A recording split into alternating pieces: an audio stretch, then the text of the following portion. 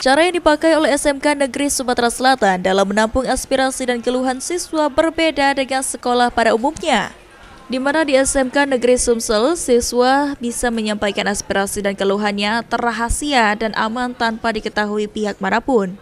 Sekolah menyiapkan kotak pengaduan digital yang mana kotak tersebut bisa langsung diakses oleh siswa melalui HP-nya masing-masing dan selanjutnya terkoneksi dengan operator sekolah.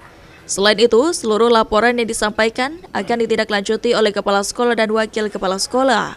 Tidak hanya kotak pengaduan digital, SMK Negeri Sumsel juga membuat cara lainnya agar siswa, guru maupun wali murid dapat menyalurkan pengaduan atau aspirasinya ke sekolah dengan baik.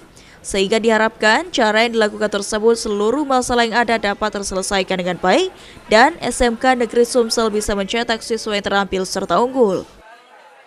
Cara ini saya berharap segala permasalahan yang ada di SMK di Sumatera Selatan ini bisa tertampung dan bisa kita selesaikan.